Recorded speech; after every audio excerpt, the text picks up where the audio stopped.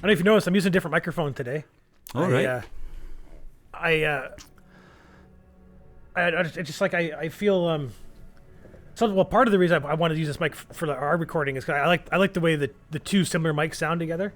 Like I said, I had the same mic you have, but I didn't use that. I prefer this mic. This is my my MXL 770, I think, has the model number on it.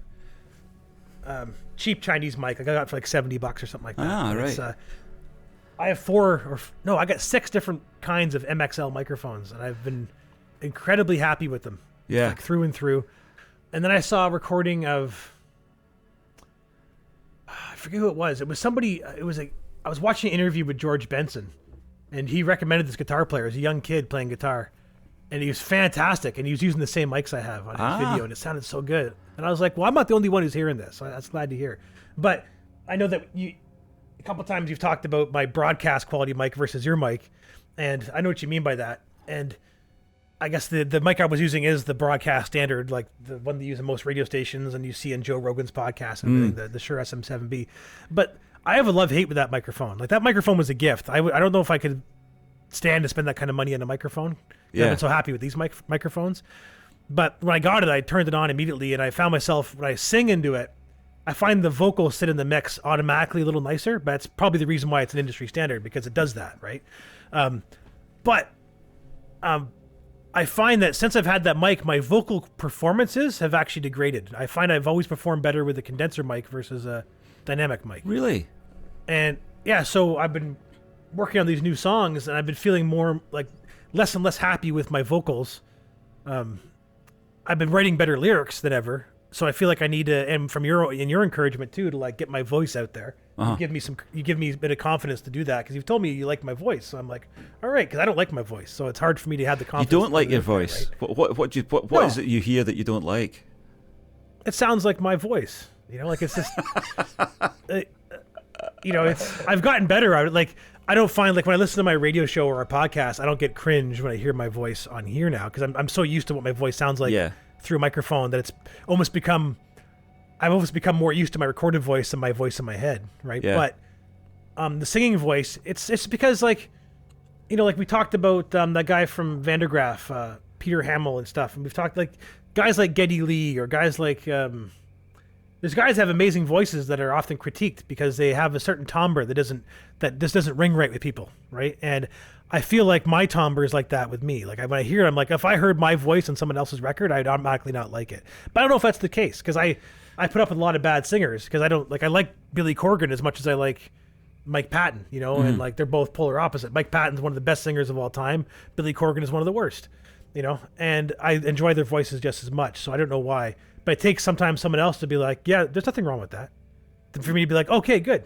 Because I spent, so anyway, some of my favorite vocal performances are on that Carnival Creepshow record I made, that moment about the horror record. And you even made a point about that when you listen to it. You're like, this is a dark fucking album, but like your vocal performances, like you said something, there must not have been anybody in the house when you recorded that, because like to have the confidence to do that. And you're right, there probably wasn't anybody. So I found when I was making that album, I was using a mic like this. It looks very similar, but it's gold colored. It's like an older version of this mic, right? The 990. And I found that when I get the pop filter on there and I get up real close, and I was inspired by Frank Zappa, right? The proximity effect, and get in there, really whisper, And I found that I enjoyed that, and I could hear I could hear my facial hair rub against the mask, and I could hear like the intricate tiny details. Where with the SM7B you don't hear that stuff. Like it disappears very quickly.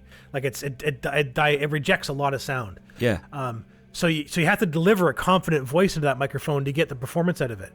Whereas I don't have a confident voice, right? So this microphone, I can sheepishly sing into it and get the same presence I get out of a confident singing voice in this other microphone. Yeah. So when I'm playing around with a song, so once I get the melody figured out and I'm singing the song aloud in the shower, I could easily perform on the SM7B and get that performance out of it. But to write the lyric, to write the melody and the vocal line, I need the intimacy of a microphone like this to bring it out of me, I think. I'm with you. I should say I need it, but it helps. So I've been singing my last handful of songs. I've been writing and recording the lyrics through this microphone. because sometimes I don't write the lyrics down. I scat, and then the lyrics come out of me, and then I start to write them down, and then I try and fix them. And sometimes I write them and then try and learn how to sing them. It depends on what I'm feeling. But whatever the angle has been, this microphone has been bringing the vocal performances out of me I've been missing. And so it's been nice. So I left it on here because I was hoping it would sound good with the show. Yeah, we'll see. And your last the last files you sent me sounded very compressed. I don't know whether you were compressing the channel or not, because I didn't think they were before. Actually, well, I did start the because normally I can hear my voice, right? So I'm constantly keeping the proper distance from the microphone. Now I don't hear it, so I'm clipping and I'm going too low, and I've thrown a slight bit of compression, and I'm using it's running through Isotope 7 right now, and I have like the maximizer set with a slight boost and with a limit on it. Well, that's fine. It's fine. I mean, it's all okay. I just noticed that it changed. That it was very flat. It was very flat. Yeah.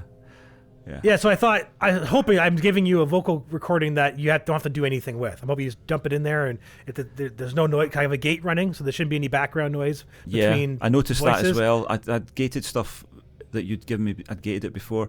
It was pretty good. What I do is I put I've got a little sort of setup, and I put the same kind of compression and EQ on both our voices to try and get them to sit together. And then I've got a main channel where both voices are going through, and that's got another sort of level of limiter on it as well, so that because sometimes you get the two voices going on together, and that produces a spike that needs to be dealt with.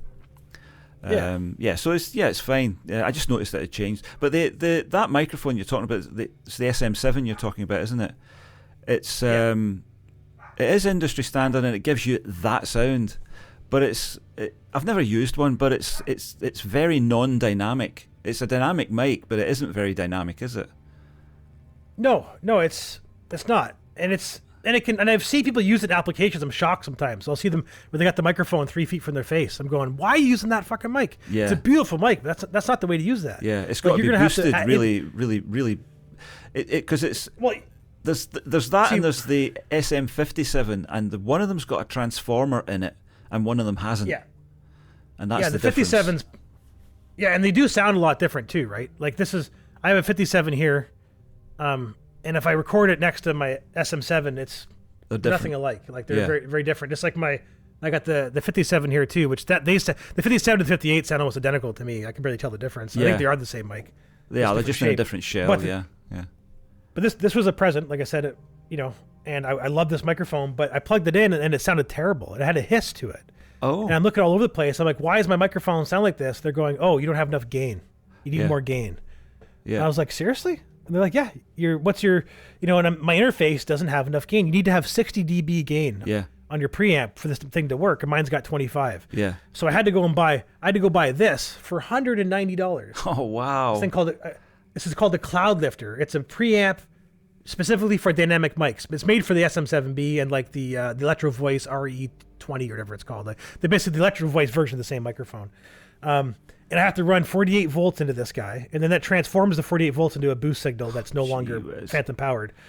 Now, this does make the mic sound phenomenal, but I found I kind of almost prefer I have a little portable preamp. I bought tube preamp that does the same amount of boost. It introduces more noise floor, but I like the character of the mic more, and it goes through that preamp.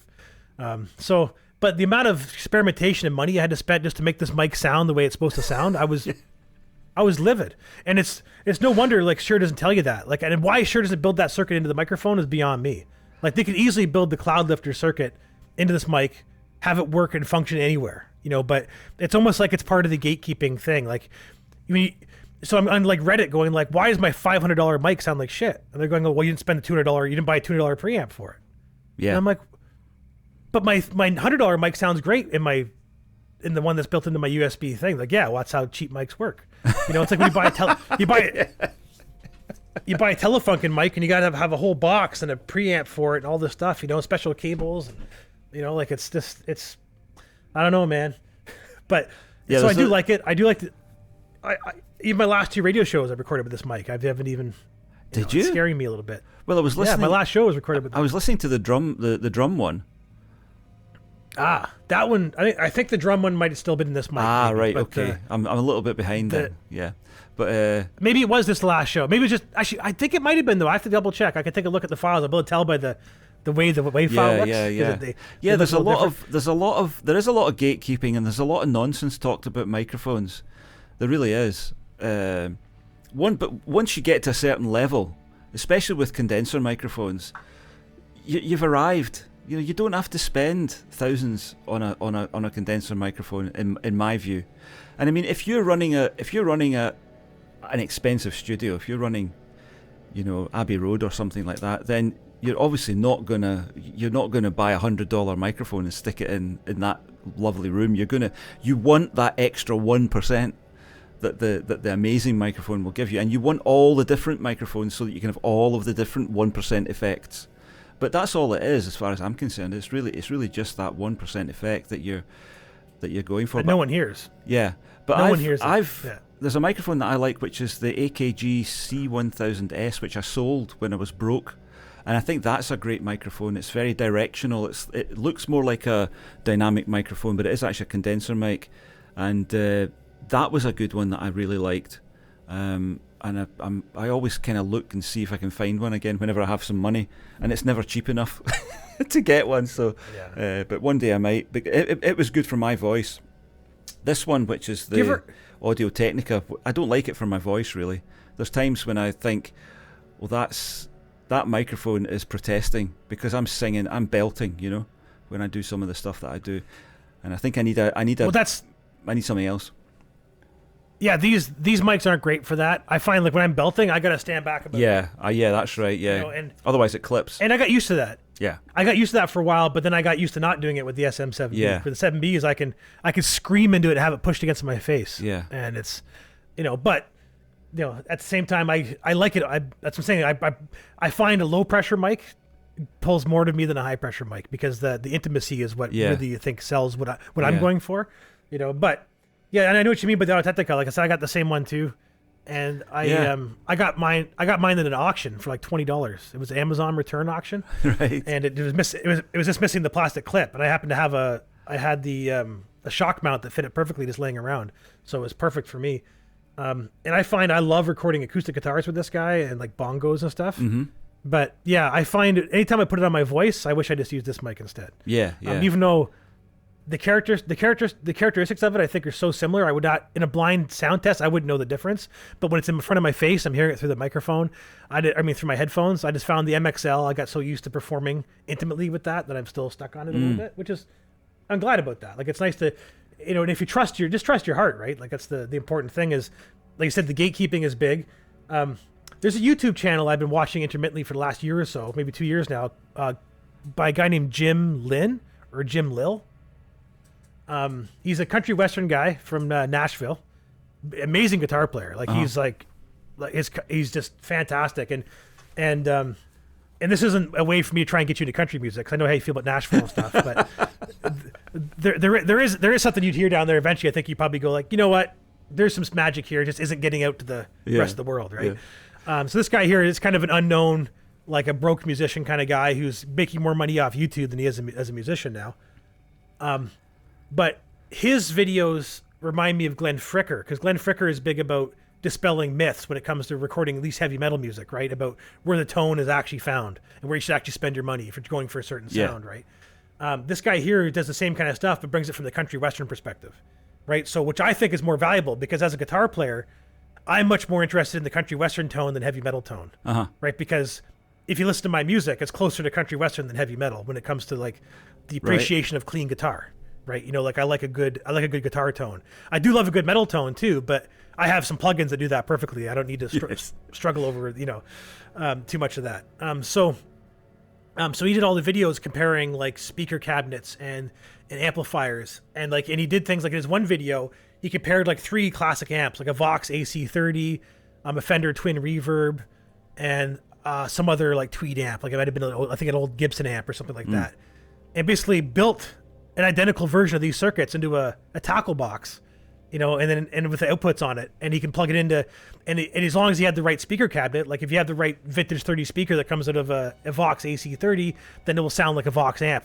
And then if he plugs it into a certain, he can like make it sound like the Fender amp and whatnot. And so his most recent video is him shooting out microphones, comparing, MXL microphones and Audio Technicas all the way up to Telefunken microphones. Right, he goes to like these famous studios and tests hundreds and hundreds of mics in a very scientific way, and then he finds a guy that builds handmade amps and builds his own little capsules and everything. I mean microphones. Yeah. And he basically builds a microphone in a tin can, like in a beer can, that sounds almost as good as like a proper like a Neumann or Telefunken U47, and it cost him $200 to build this mic. Wow. And he goes on and on. And it took him something like 9 months to make this video. And it's just like, I'm sure you're gonna dig it. Like this video, this guy's music, this guy's YouTube videos are some of the best videos on YouTube. And right. Send me that link then. Yeah, definitely love to see that. Yeah, and it's the microphone shootout got me more than anything, and it made me probably pull this microphone out. I went, fuck it. Why am I hiding behind a $500 mic when I have a $100 mic I know does exactly what I want? Exactly. Yeah. Exactly. And any limitations I'm hearing in my vocal performance that are from the mic are mostly in my head anyway, and no one's gonna notice that. Like I've seen it enough times. I've shown my music to enough people that think they know what they're talking about, then realize that no one knows what they're talking about. Right? Like it's like exactly. Like I can't tell you how many times my $200 Yamaha on the wall back here has been confused with a Taylor or a Martin when they hear my recordings. Right? Yeah. They're going like, that is a beautiful, pristine guitar. I'm going, no, that's just new guitar strings. It's in tune, it's played well, and it's got new strings on it. That's the magic. That is absolutely true. That is something that I think I learned last year when I did those guitar sessions for the last album. That's something I learned. I did all those guitar for all the tracks with new strings. It was all completed very quickly, and that's the first time I've ever done that. And I had a guitarist, I worked with a guitarist who never changed his strings. Never. So he was trying to sound like Hank Marvin, but he couldn't, because Hank Marvin uses new strings for every time he picks that guitar up to record or to play live, it's got new strings on it. And I suddenly realised the power of new strings, which is something I learned at the age of 63, which I think I should have known a long, long time ago. But yes, absolutely, new strings on any instrument, on any guitar. By all means, rehearse with old strings. Do your sort of guide tracks with old strings. But if you want a really pristine, even a heavy sound, it's always going to sound better with brand new strings. And that's is this a secret that everybody knew except me for decades? Or did I just miss a meeting somewhere? I don't know what happened.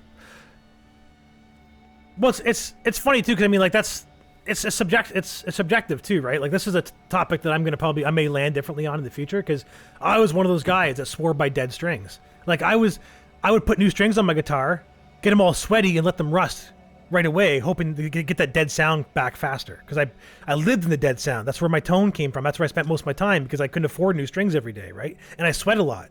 So like my guitars are always in a state of chaos. They're always rusting. They're always peeling because of all the sweat, So I just lived there, and I never even thought about it. Because even when I put new strings on, I'd be like, ew, why does it sound so scratchy and everything's so responsive? Like, ugh, like mellow out, And so I like the jazz tone, right? Like I remember going to see jazz bands, and they always had the tone knob turned down to 0. Yeah. They're playing flat wounds. Yeah. And I'm like, it sounds so dead.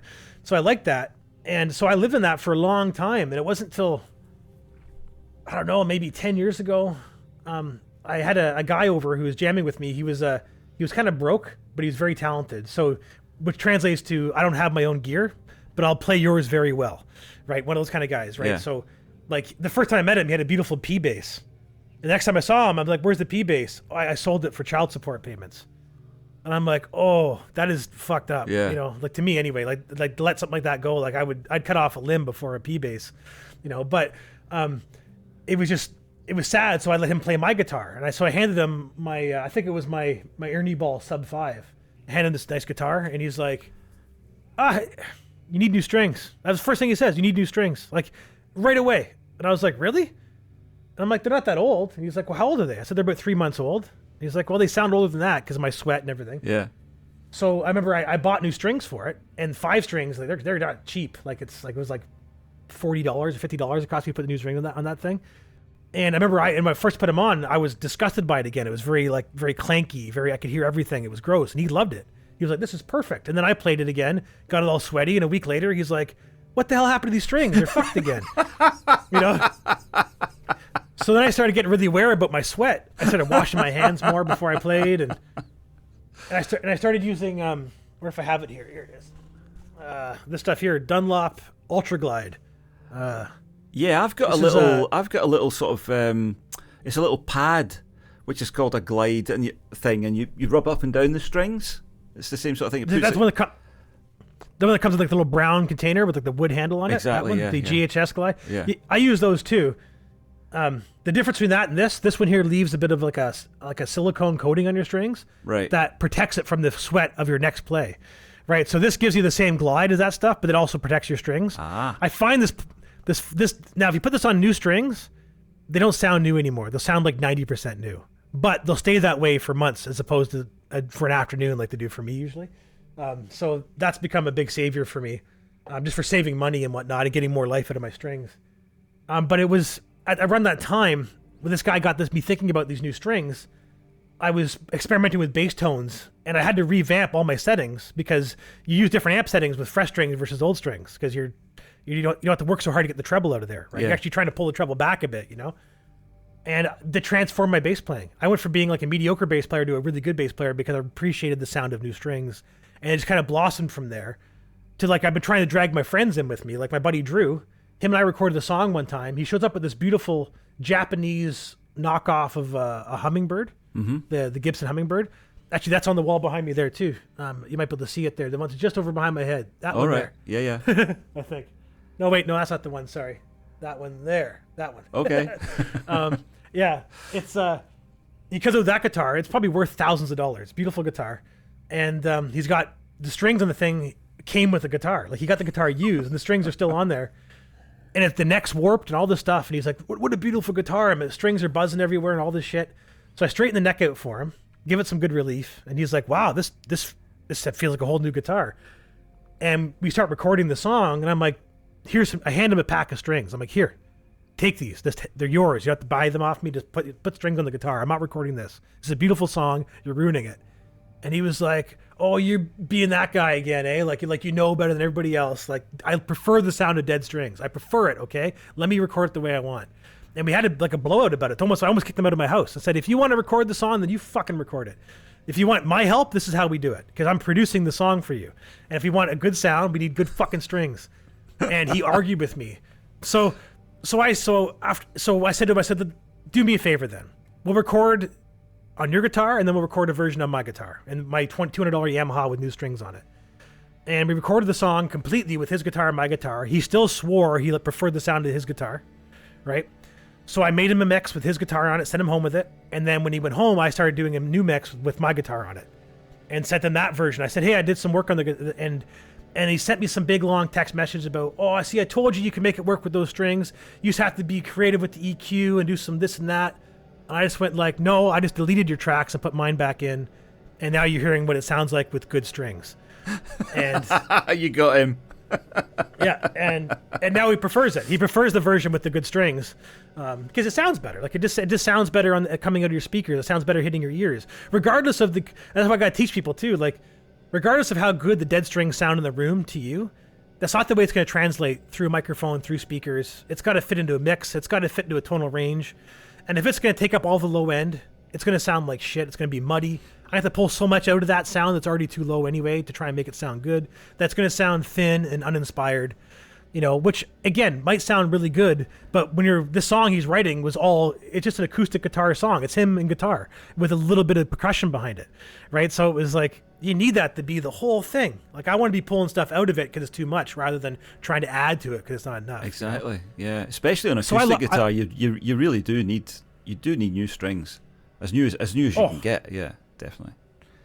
Exactly right. And that's where I've been. I found that this guys like Jim here, trusting your ear, trusting your gut, trusting people that are trying to save you. Like if some guy says to you, save yourself all that cash and do this instead, it's probably good advice because you're not trying to sell you anything. He's Yeah. trying to save you a headache, right? You know, and I've been fortunate. Like, I haven't wasted $1,000 on amplifiers and speaker cabinets. Like, you know, my main amplifier is a Line 6 still. Like, I paid $400 for a cab. It's a half stack for $400. Yeah. You know, like, there's no Marshalls that cost $400, no matter how small it is or how big it is. You know? Exactly. Yeah. And I've had more compliments coming out of that amplifier than any amp I've ever playing live. And it's not because it sounds better. It's because I know how to make it work for me, and it translates to people in the audience, you know. But Yeah. anyway.